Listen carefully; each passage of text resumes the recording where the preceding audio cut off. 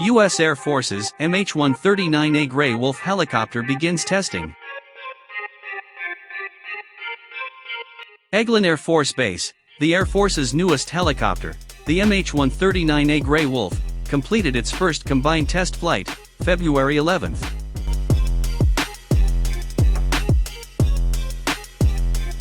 With a Boeing pilot in command, this test flight allowed the Air Force its first in-flight look at the capabilities of the aircraft. The flight also made Major Zach Roycroft, 413th Flight Test Squadron lead test pilot for the program, the first Air Force pilot to fly Grey Wolf.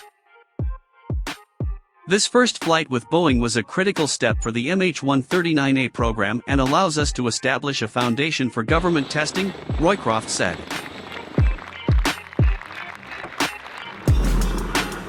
Boeing completed extensive flight testing on Grey Wolf to satisfy Federal Aviation Administration requirements before the introduction of mixed contractor and Air Force crews.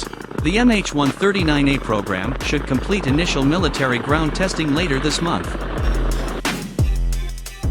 This flight represents a tremendous amount of work, and we are all very excited to see it happen, said Andrew Whitten, MH-139A flight chief, who was also on the flight.